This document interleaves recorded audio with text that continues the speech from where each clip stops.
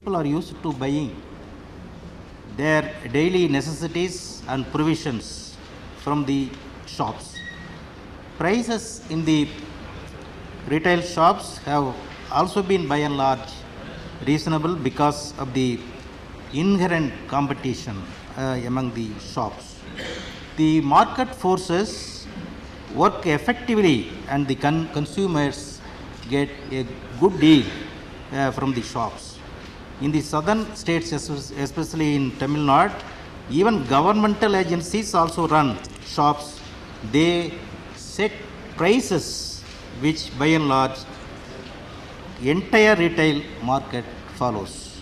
Sir, over several lakhs of people find gainful employment from the retail shops. The employment also is provided in the neighborhood and people are not displaced from their houses. Sir, the government on the dictates of the World Bank and foreign institutional investors is now hell-bent to demolish the highly successful system in our country.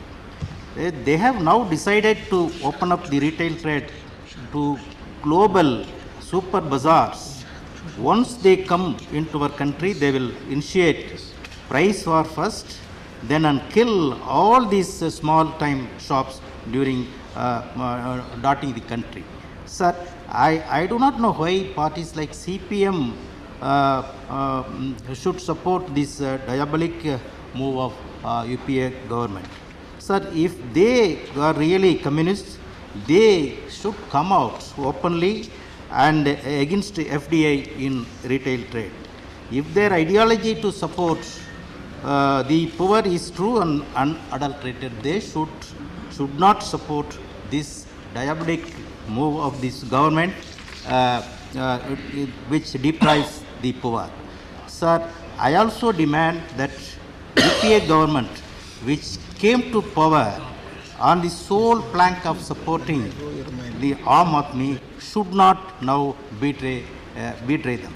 Betrayers should be taught fitting lessons from Aam Aadmi. Sir, finally, I strongly emphasize that any policy at opening up the retail sector for FDI has to have adequate safeguards to ensure the livelihood and employment of the large section of small traders and shopkeepers. Thank you, sir. Oh, thank you, Mr. Narayana. That's good. Now, Mr. Maganilal Mandal, not present. Sri Arjun Kumar Sengupta.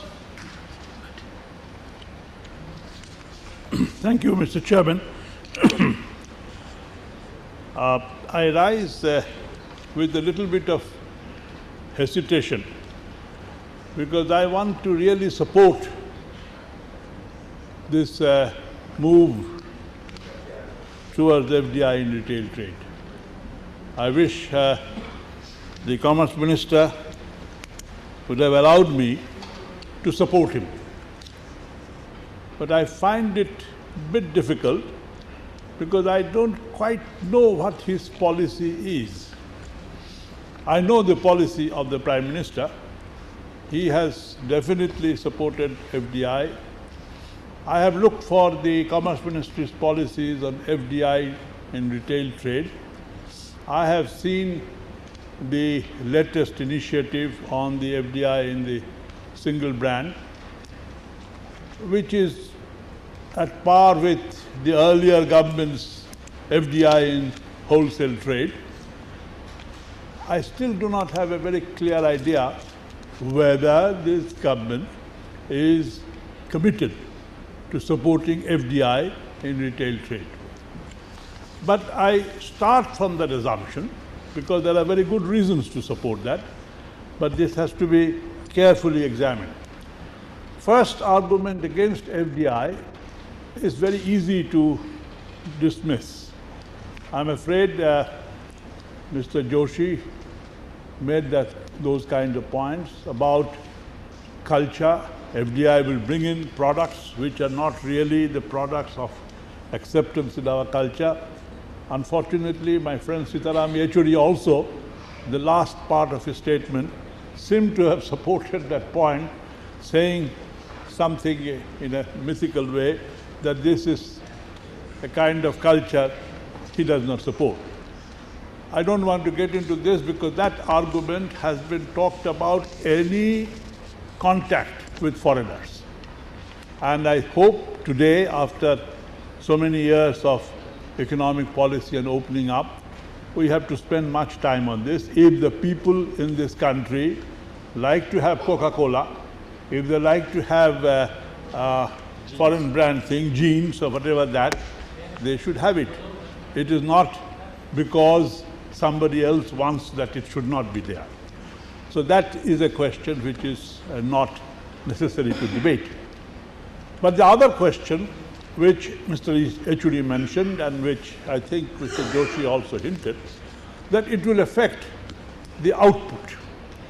He mentioned about contribution to GDP and that contribution will fall.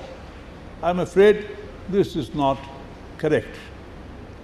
Because if FDI comes to retail trade, it will expand the organized trade in our country. And organized trade would reduce transaction costs, would reduce inventory costs, would reduce intermediation costs, and establish supply chains all over the world. This reduces the unit cost of production and also sales, as a result of which output would expand. As output expands, the system will become much more viable.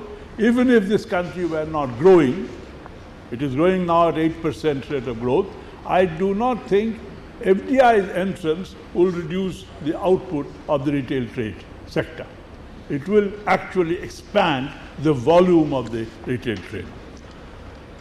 The third point is whether it will affect employment. And this is a very major question which we must deal with.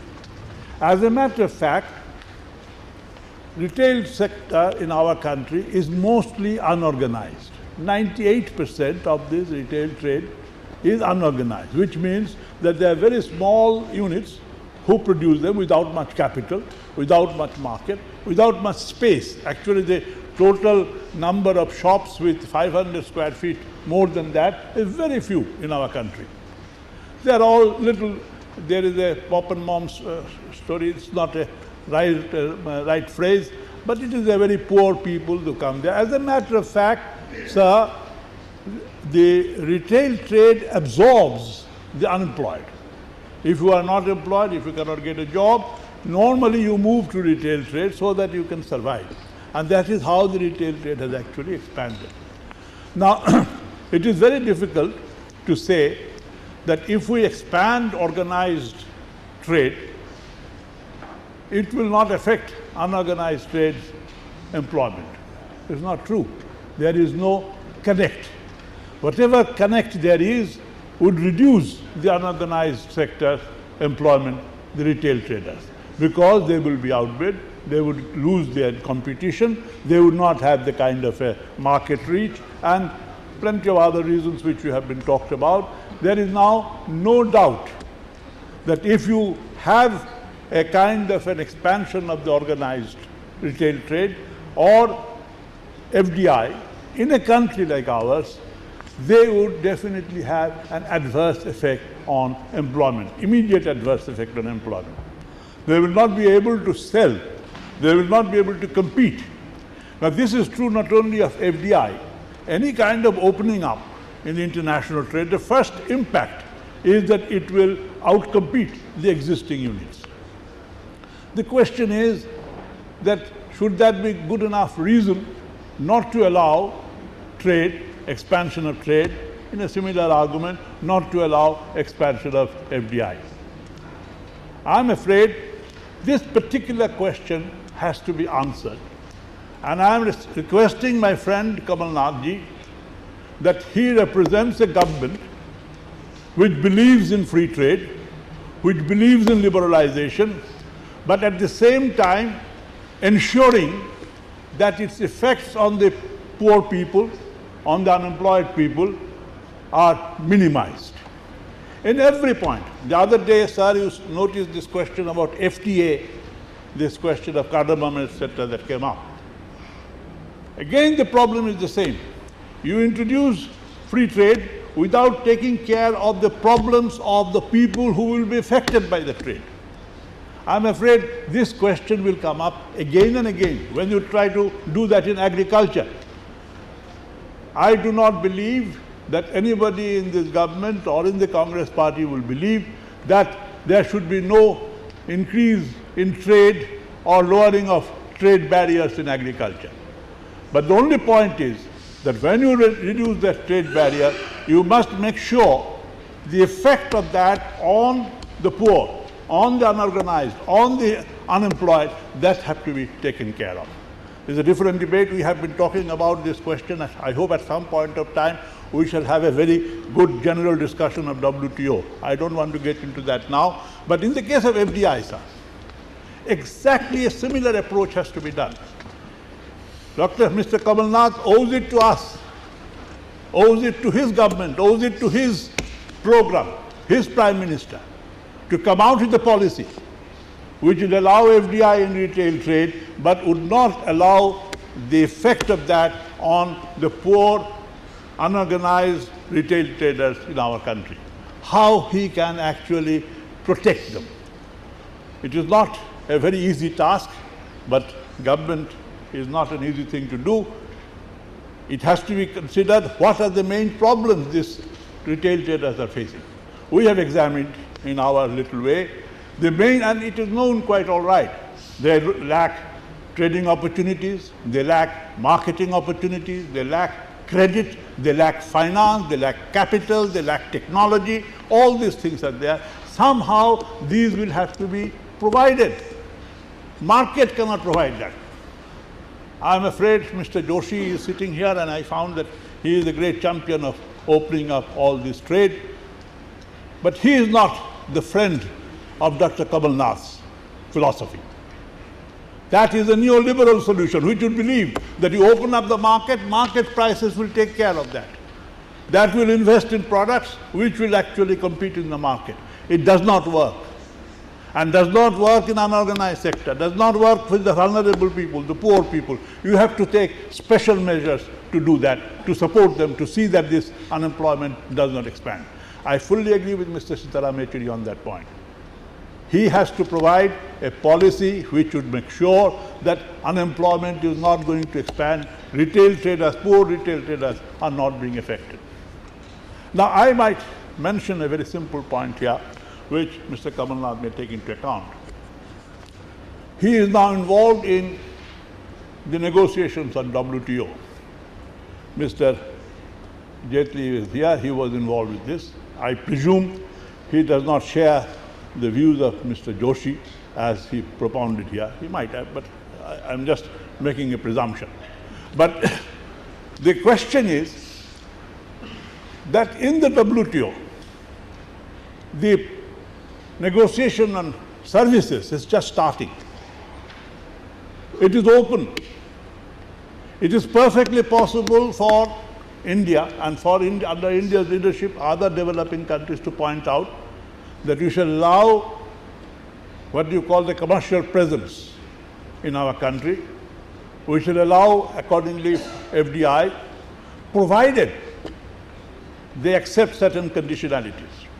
The only conditionalities that you cannot impose according to WTO is that you cannot link it with domestic content or kind of a just certain kind of a trims and trips problem. But it does not prevent you from imposing export performance as a conditionality, not export related to actual product that you take, but export performance. It does not prevent you from imposing upon them certain kind of capital expenditure, R&D expenditure, employment-related clauses. These conditions are actually allowed. And why I am saying that, let me just talk about this export performance. The only way Walmart and others can really do good to us, as they did to China, Mr. Yechury has left. I think my left friends make a statement and then they go away. But Walmart has a history in China. It's not, I'm not comparing India and China, but that's what we should learn from them. Walmart has been able to produce a substantial expansion of exports of the Chinese products. Now, it doesn't mean that we should be able to, we would be able to do that, or should be, we should be. But we would be able to do that because we do not have that manufacturing capacity. The Chinese have that manufacturing capacity. Somebody was saying that you go there, you find the Chinese, yes, you are saying the Chinese are producing pens, everything there, and we only produce Haldiram. They have a manufacturing capacity. But the fact of the matter is the Walmart helped Chinese exports all over the world. And piggybacking on Walmart, Chinese companies came forward and they got into the whole world to export their products. And it is, if you can do that, if you can impose that thing on Walmart, and Walmart will take it only if they can make money out of this, and it is perfectly possible to make money on this in India, getting this thing sourced from India. Then they would do that. That will increase our exports, that will increase our employment, that will protect, and this is a particular kind of thing that we can now do, protect the millions of jobs that Mr. Sitaram Yechury was thinking that we shall lose. So, Mr. Chairman, I would request the Minister now to come out with a proper FDI in retail trade policy. An FDI in retail trade policy which is consistent with UPA, with the common minimum program, which is consistent with the protection of the poor and the vulnerable. And it can be done. And there is no reason to shy away from this. The FDI's merits have been established by everybody. My friends on the other side, they believe that. They try to introduce FDI through back channels in all different ways because they were also opposed by their Mr. Joshi types. So this is an old debate. It's nothing new. But only point is, I would like to submit to Mr. Kamal Nath, please realize that you are now the Commerce Minister of a government which is not just old-fashioned, liberal, free trade government. It believes in free trade, it believes in reforms, but specifically with a set of policies that will protect the poor. Thank you very much. Yes, thank you, Mr. Sengupta. Now, Sri Sharath Anand Joshi.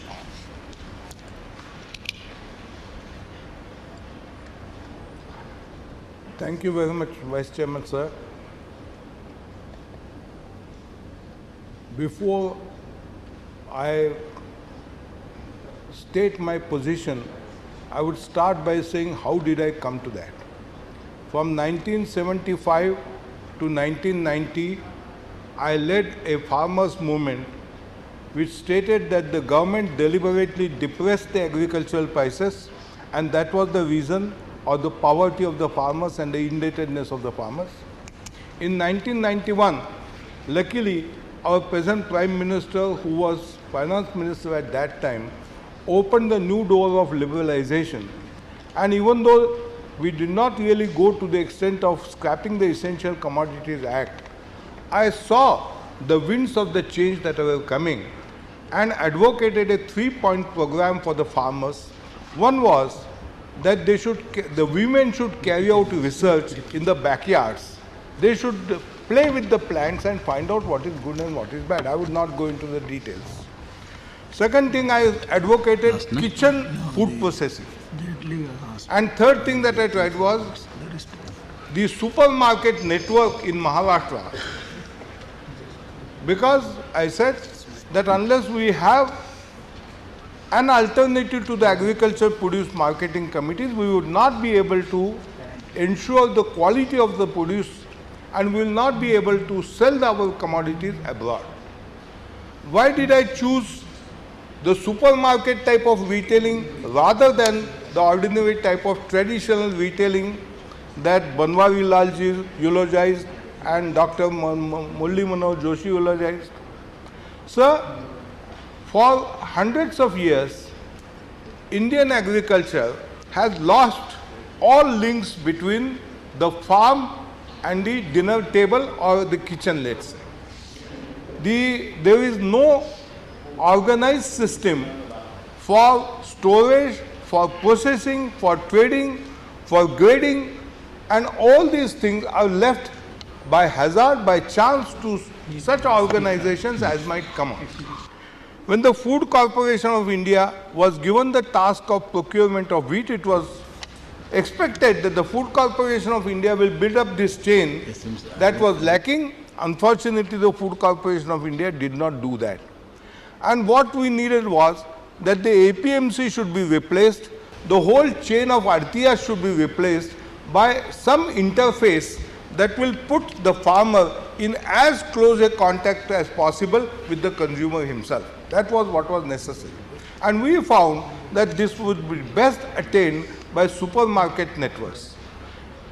People have talked very bitterly about the Walmart, about the different bigger Harrods and all that. I would like to start by saying that George Mikesh, he is not an economist, he is a humorist, but he is on record as saying that Marx and Spencer have done much more for the poor masses than Marx and Engels.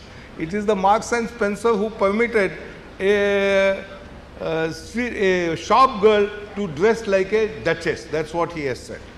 The advantage is that they spread out a network.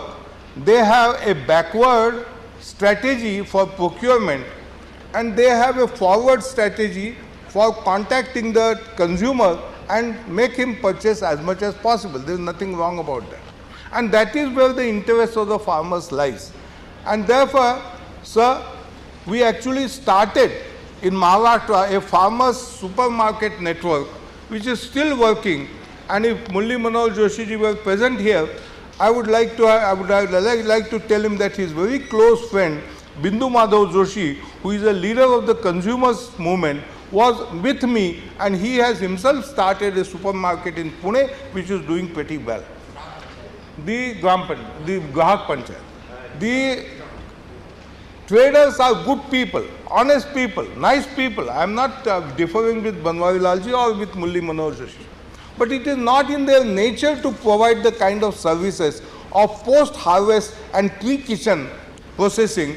That they are not in a position to furnish that at all. That is the reason why we need to have another kind of interface that will give maximum advantage to the producers and the lowest possible prices and assured quality to the consumer. That is exactly what I expected the supermarket networks to do.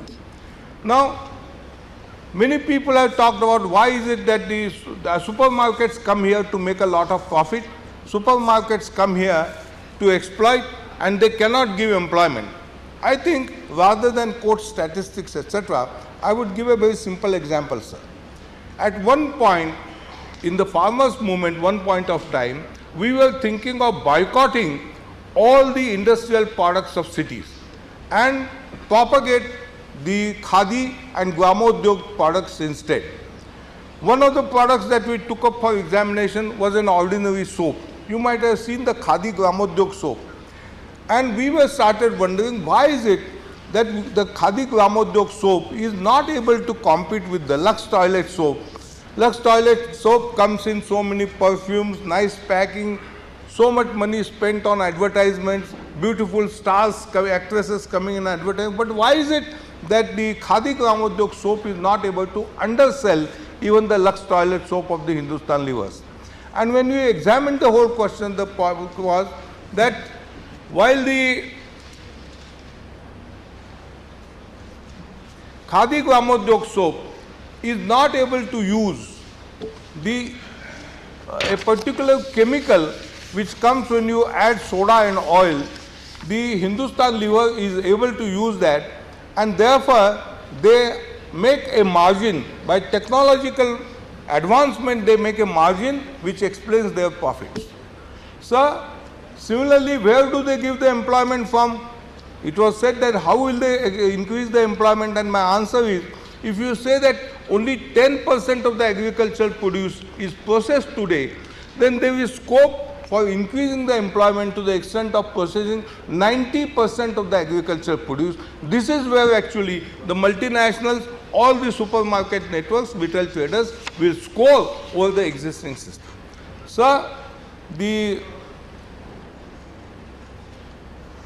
statistics and the reports that were quoted here, etc., were very well researched, but I would like to say that this is not really a dispute amongst facts or dispute of opinions. There are two different mindsets. When I find that Mulli Manoj Joshi, I don't think he would be annoyed if I called him a Sanatan Hindu, because Gandhi himself claimed that he was a Sanatani Hindu. And Sitaram Yechuri come to... Okay, you don't mind, is it? No, why should I? That's the now, if Mulli Manoj Joshi and Yechuri come together, then there must be something very special about it. And what is so special about it? I'll tell you one thing. Sir, there is, in case of the people on the right-hand side, there is a sense of nostalgia. They don't like any changes. What old was gold and what we have continued with will continue to be good. That's the first thing. They have in addition a sort of a neurosis or an inferiority complex. They feel that every time we come in touch with the foreigners, we will be the losers and the foreigners will always be the gainers. That's possibly the lesson they have learned from history, but that's not necessarily true. At least in the new epoch that's going to come, it may not happen at all. The third thing is, there is a matter of self-interest. Banwarilalji is of course interested in it because he comes from the trading community and he would like to preserve the trading community. And Sitaram Yechuri has a vested interest because the communists will always advocate methods that would retain and expand poverty, because if the poverty disappears, they will be left with no business to do at all. That is the kind of vested interest that they have. And I think there are several examples. The kind of argument that we have heard here, sir, today, we heard them when the first industry started. How green was my valley? Sorry to interrupt. We only deal what Mr. Saran Joshi and company creates for the people of the country. Okay. Now, when the first computers came, these people were saying that if the computers come, there will be massive, large-scale unemployment. It has not happened. The unemployment has increased. Every time there was anything like a change to take place, these people have, by their mindset, opposed it. I would like to tell them that if we had that kind of a mindset, or people had that kind of a mindset, then we would never have even underground drainage, and we would have continued with the practice of carrying scavengers carrying the Maila headload. Because no economics can justify the construction of a underground drainage. And if you make calculations of that type, then you go on opposing, and every time the history has proved you false. Computers created employment, computers did not destroy employment, and I can tell you that the retail shops are going to increase employment, and in fact that would be the beginning of the program of eradication of poverty in India and for the farmers. I would like to congratulate the minister. Arjunji made 3 or 4 references to Joshi, and I thought at least one reference was to me. And I must say that long before Kamal Nath probably thought of FDIs in retail trade, I have been writing about it and advocating it. And as far as the WTO is concerned... No, wait.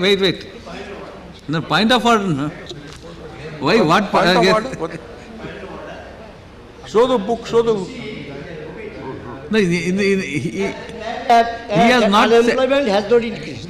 But in a reply to my question, the Honorable Minister said the unemployed now no, this is not. reaches No, there is no point of order. No, you. And in the rural area, unemployment is 11 crores. No, there is no point of order. The ministry has not stated anything yet. Out of the workforce, 40% Please, Mr. is Sarkar. unemployed. Out of the workforce, 40% No, unemployed. there is no point of order in this. Just to intervene, you say you are point of order. I think most of the people who talked about the retail trades and Harrods and Walmarts have only seen their consumer outlets. they have not seen how much lies behind. If they see even Harrods or if they see the Walmart, there are hundreds of factories which prepare different things, purchase raw material, process them, package them, carry out the sales activity. There is a whole economic empire which goes behind it. Since independence, sir, the government, whether under the name of socialism or liberalism, has failed to produce the kind of development cycle that we expected. And since the government has failed, we think that with the FDI and the enterprise and the innovativeness of the Indian entrepreneur, we will certainly make progress. Thank you. Thank you. You just want to intervene, is it? Thank you very much, sir. I had no initial intention of participating in this debate, which I must confess has been a debate of very high quality. I am fortunate to speak after Mr. Sharad Joshi Special mention because that has saved me of the adjectives that he would have otherwise used about what I also intend to say. I don't claim to be, like him, the sole repository of all wisdom on the issue of FDI in retail. But all that I wish to suggest is that this debate has been going on in this country for the last few years. And one factor about a policy is that unlike a legislation, it doesn't come up to this house or the other house for approval. But even if a policy, unlike a legislation, does not come for approval or disapproval before the house, yet being a live and a vibrant democracy, I think it is incumbent upon the government to have due regard to what a large part of the parliamentary opinion and hence a national opinion on this subject is. In a debate of this kind, we've seen speakers almost from all sides, including Dr. Arjun Sen Gupta, express very serious concerns about the idea of opening out immediately in this area. And I think even though the minister is not bound to seek a parliamentary approval for any step that he may take in future, whatever policy he announces, he would take the larger opinion expressed by this house, by members of all sides, into consideration while the policy is formulated, sir. So I have 4 reasons to advise the Honorable Minister, through you, why he must for the present go a little slow on this subject. It's normally argued that FDI adds an additionality to our domestic resources, and when an additional resource comes in, it increases economic activity, and increased economic activity will generate more employment, more revenue, and hence bring larger prosperity to this country. This is a general argument which is given. My first reason for advising the minister to go a little slow on this subject is that the Indian economic growth model is developing within its own parameters. There is one fundamental difference when the Chinese example is cited in comparison to the Indian example is that the growth model of the Chinese economy has been substantially FDI driven. It has been substantially government driven. The Indian model is substantially entrepreneur driven. We of course have an advantage of being a democracy which at times makes the growth process a little slow, because in China the decision making is much faster than we have in a democracy like India. But despite that, that's a price we have voluntarily agreed to pay.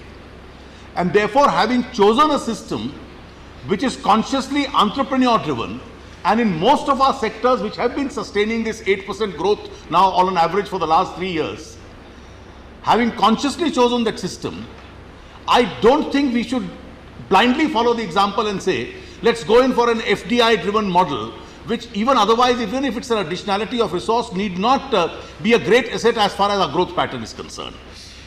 The second reason, and the minister now is a very experienced trade negotiator, is that what is the compelling necessity for India to announce a unilateral reform in this area at this stage? Dr. Sen Gupta mentioned that the trade negotiations are on.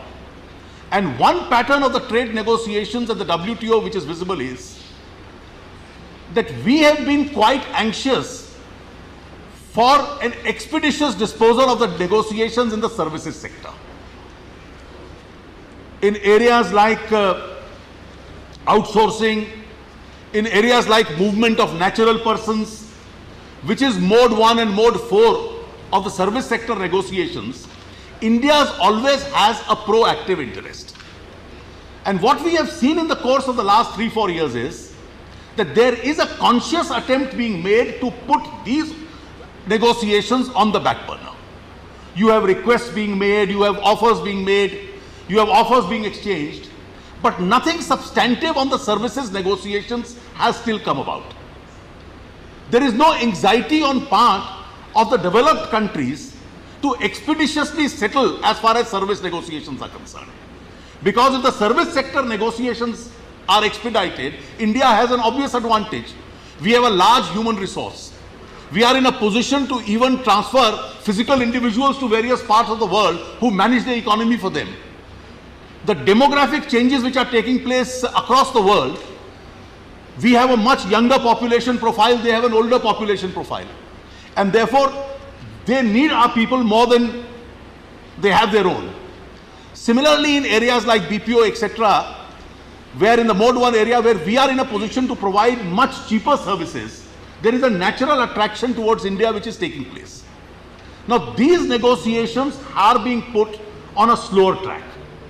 What they have been trying is to put the agricultural negotiations on a fast track, which really have today been deadlocked, and that's why the Doha round itself is not able to progress. Now, it's one of the basic principles which any experienced trade negotiator like the Honorable Minister will keep in mind, that when you negotiate, you don't win in every area. There is a give, there is a take. You'll have to make some concessions. Now, whenever the developed countries negotiate with us, there are 2 areas in the services sector which they want us to open immediately. There is an emphasis that you must open your retail immediately, and there is a request particularly from countries like Britain that you must open your legal services immediately. And your financial services. Now, I leave that for a moment. Particularly the Americans are very keen that we open out the retail immediately. You are now putting pressure on India as far as the BPOs are concerned. You are limiting the number of visas every year. So that the areas where we have a proactive interest, you obviously are trying to put a shield and block the negotiations. Now, these areas are a very powerful instrument in our hand when we bargain across the table our own specific interests in the WTO negotiations. Now, if we go in for an adventurous approach that we unilaterally open the retail sector out, we are going to significantly weaken our negotiating ability at the WTO. We will be conceding to them what they want without taking any reciprocity in return. So my second piece of advice to the minister is that even if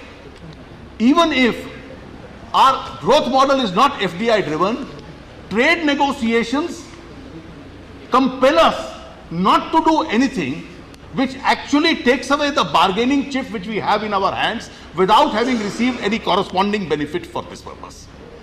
The third reason, sir, why I would suggest to the Honorable Minister to go slow in this area is that there is this great debate which goes on all over the world as to what is the impact which large retail organizations, when they come up in the country, particularly with very deep financial pockets, will have on our small shops, as they have been popularly referred to as the mom-dad or the mom-pop shops itself. Now, those who advocate opening out always say that they both operate in different fields. And therefore, if you have large retail shops coming up, it doesn't have any adverse effect as far as the small street corner shops are concerned. Now, there is no detailed study which has been done. In fact, a lot of studies which are being done by individuals are indicating to the contrary. And one of the reasons they suggest to the contrary is that the size of the purchasing power is limited. And if that purchasing power gets diverted into the Walmart or whichever shop which comes up, then there is going to be a corresponding impact in terms of reduction of the sales capacities as far as the small shops are concerned. They will not be able to compete with them, and therefore there is naturally going to be an adverse effect as far as the small shops are concerned. Now, without having done any detailed study on this subject, merely on a premise that they will not be affected, sir, I have, because this debate has been on, and every time I have had an opportunity to go out of this country and travel internationally, I always try and make an informal inquiry as to what effect in those economies have had these large stores had, particularly in the agriculture and the food areas on the small shops. And whatever inquiries I made from a shop from where I buy milk or any other product is, that before the organized food chains came into existence, between then and now, I am 30% of what I used to originally be. And the answer is very simple. The size of the purchasing power is limited. If it expands for all. Now, if this purchasing power is diverted towards the large stores, then what happens to the small ones? Sir, I've recently, whenever we have an experience to travel across the states, particularly in the rural areas, you ask them a question as to what are the sources of employment you have. And you will get only two answers. Either there is no source of employment, or they will say थोड़ी बहुत खेती है और छोटे मोटी दुकान चला लेते हैं. In a large part of this country, there is no third avenue of employment. Now, if we allow deep pockets to come into this area and compete with that man, it's going to be an uneven battle. And therefore, is the Indian economy ready today for this? And lastly, sir, there is one more reason which the minister must keep in mind, that there is in every growing economy a space for organized retail. And this space for organized retail in India has just about started picking up. Our own domestic retail organizations, they may be larger in size, we may like them, we may not like them, but it's only in the last 3, 4, 5 years that they've just started emerging. Now, if they are just about emerging, they've spent millions of rupees on real estate, they have not started even making profits.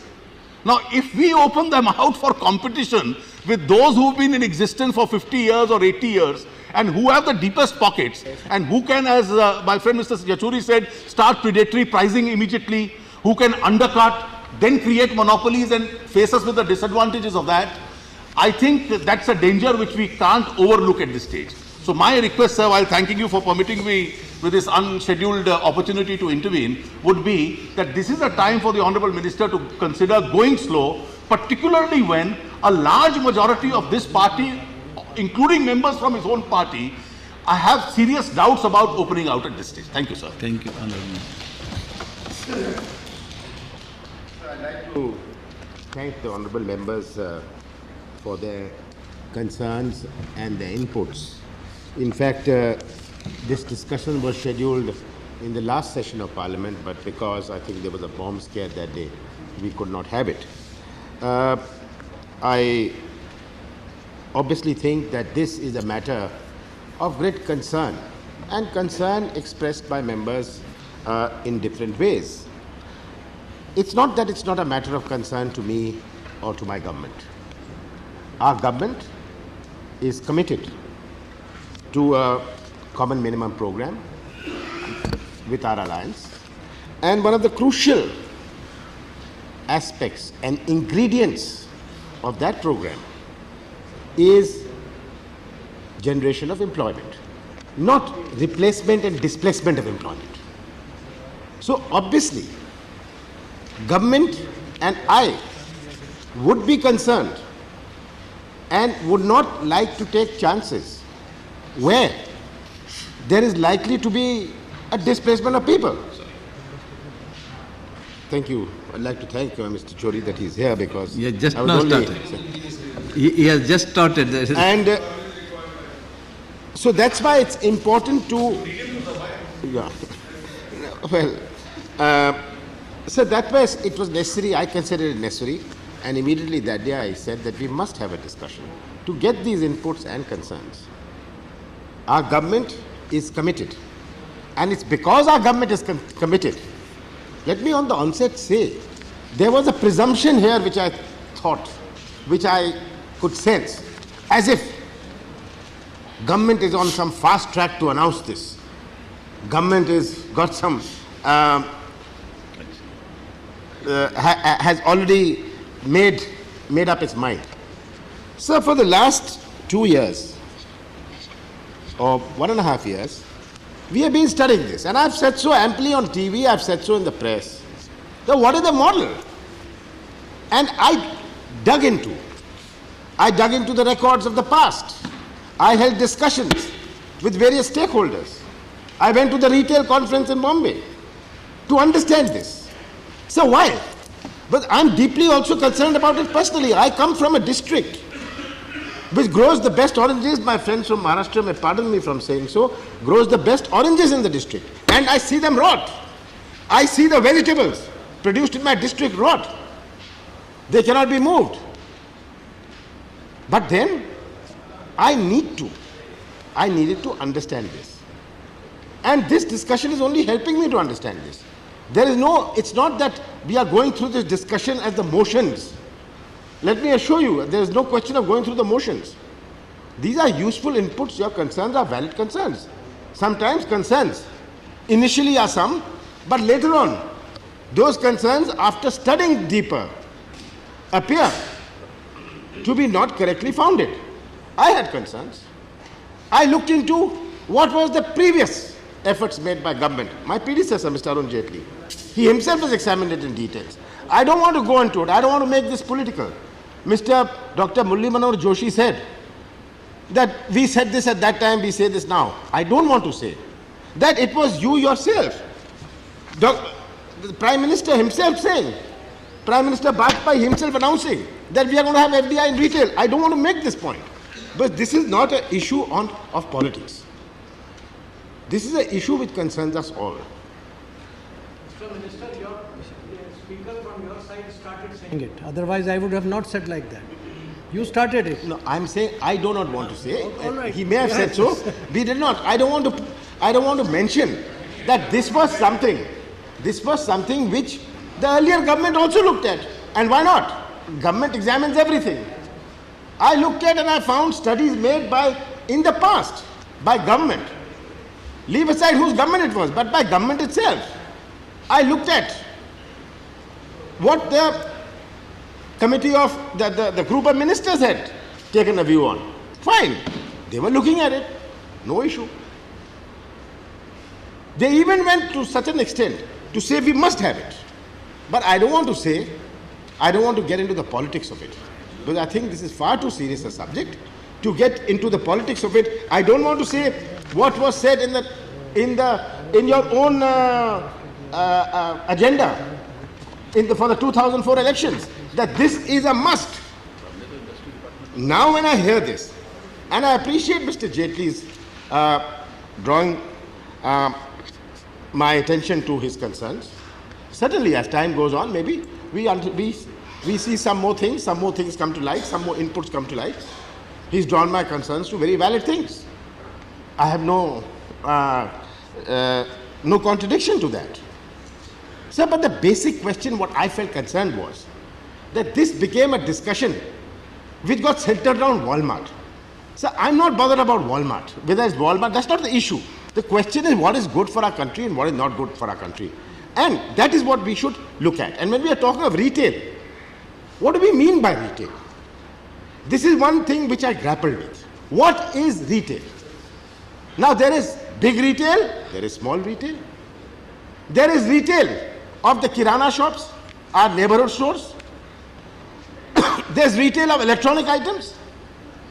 There's retail of sports goods. There's retail of food stuff. There's retail of fashion. So do we take all retail under one umbrella? We have to look at this is what I studied. I also thought retail is let's generalize it. So what is retail? First, there is small retail versus big retail. Question of FDI comes much later. It is a question of big retail versus small retail. Because today you have a kirana shop, you are having these hundreds of malls open up. You are having these hundreds of big food stores. My friend Mr. Banwari Lal, he said कि जब मैं गया था हैरड्स में, मैंने देखा कि वहाँ हल्दीराम की भुजिया भी मिलती है। अमेरिका में कहीं गए थे, वहाँ अचार और मुरब्बा भी मिलता है।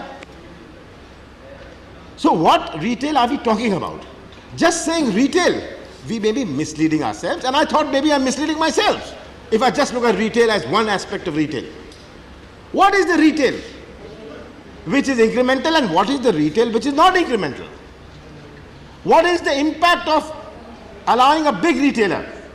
Today, as India grows, we are growing. We are having a 8-9% growth. We are having a growth in our manufacturing sector. What is the macroeconomic situation? We have people, 25 million people coming into the middle class. Our retail sector is growing. Our retail sector is substantially growing every year. Now that retail sector is going to be serviced by large retailers. Leave aside FDI for the moment. By large retailers. That is why local Indian retailers, local business houses are coming into retail. And these big business houses which are coming in have made a judicious decision, a business decision, that we want to go into retail because there's a growing market. And rightly so. Because if our retail sector is not going to grow, if our retail sector is not going to grow, where is the demand of our growing population in the middle class going to be met? So first the issue is whether what is the kind of retail we are looking at. If we are looking at retail to protect our kirana store, of course kirana stores, our neighborhood shopkeepers, our mom and pop stores as they are called, are a very important part, but that's an urban phenomenon. Unfortunately, nobody talked here of the rural phenomena. Other than Sharad Joshi ji, nobody talked of the food sector. What percentage of retail is food? Such a large sector of retail is food.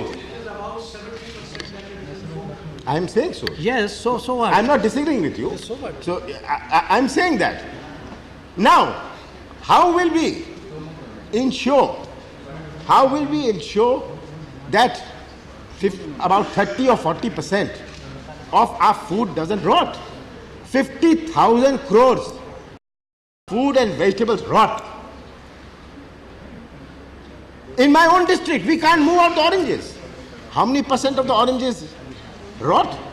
How many percent of the vegetables rot? Because we can't get it to the shelves. There is no back end. And what is retail? Today, retail is not merely the kirana shop. Large retail, as going to be done by Indian companies, is technology. Is technology in packing. Is technology in preservation. It are these concerns which we have to look at. So first we need to look at what is retail. What type of retail? I was in Chicago and one large electronics chain retailer met me. And he said that I source $2 billion from China. There is a large electronics store chain which is there. I forget the name, Buy Right or something like that. Sir, and $2 billion he sources from China. He says, I have so many stores in China.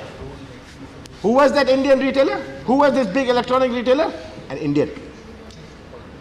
It was an Indian. He says, in India, if I was allowed to do it, I would source this from India. Why should I source? But what can I source from India which I cannot sell in India? No logic. So I said, no, we are concerned about the small person.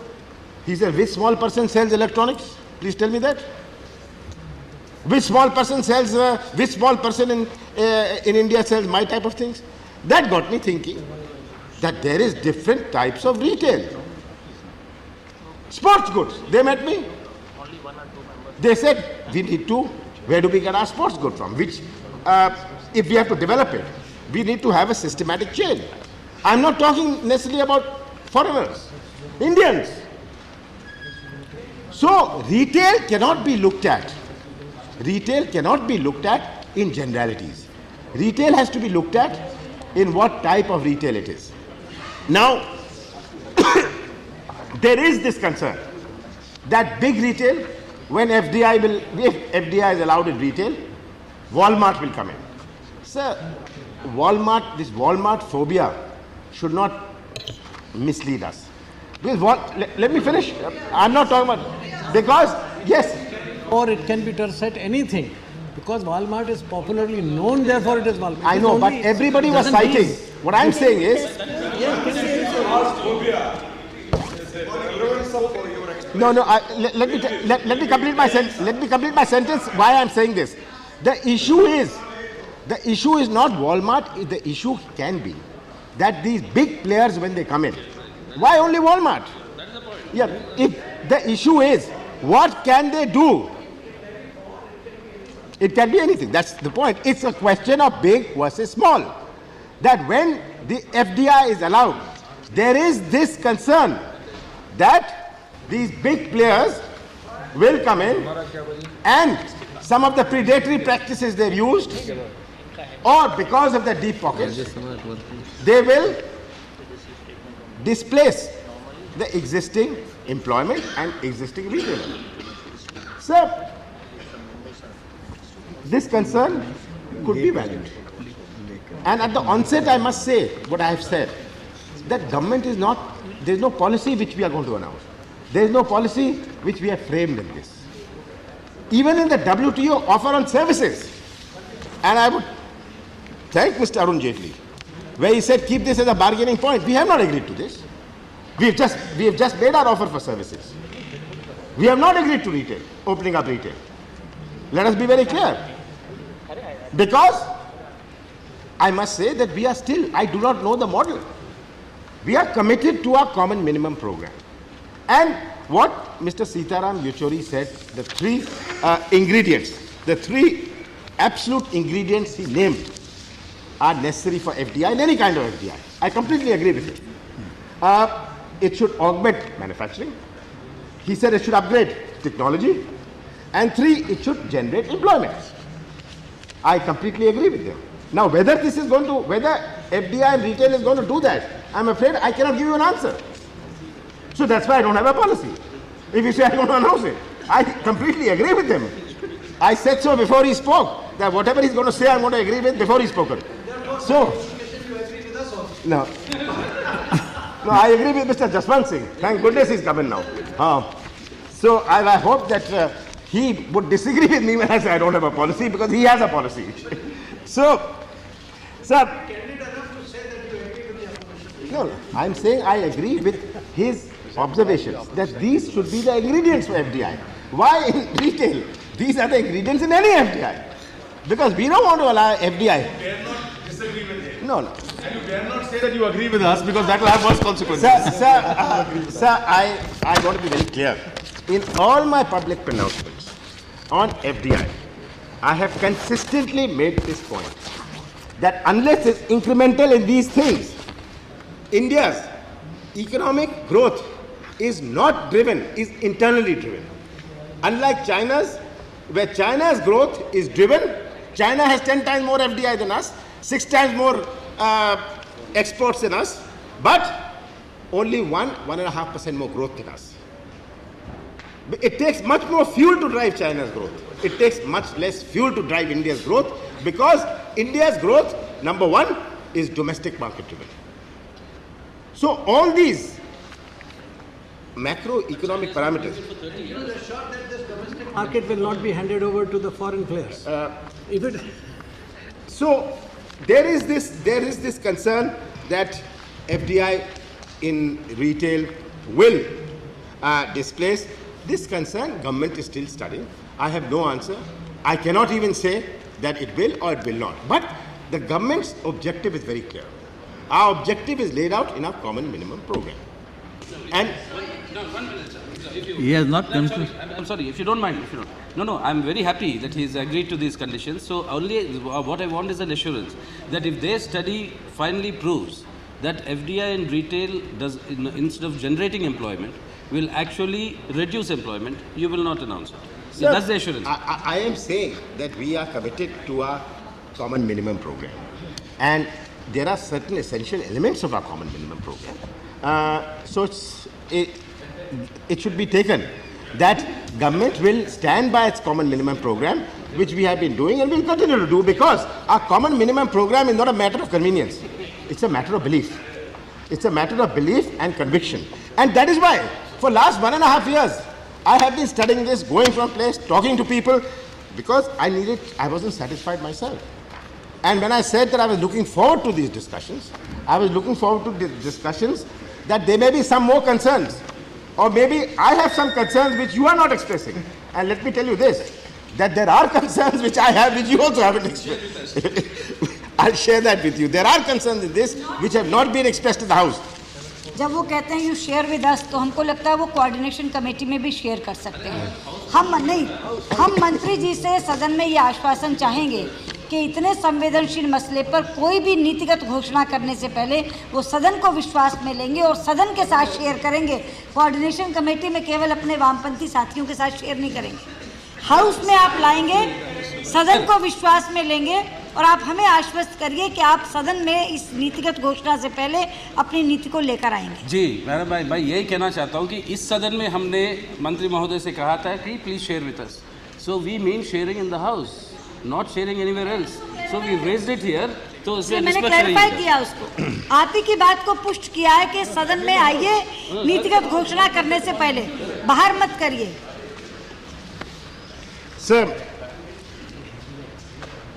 in the various points, without going into the specifics of it, I'd only like to say this, that some of the points made by Dr. Joshi, that this is going to hurt our culture, this is going to hurt our ethos, हमारी संस्कृति और संस्कार को ये प्रभावित करेगा, ये भी आपकी राय में मुद्दे हो सकते हैं।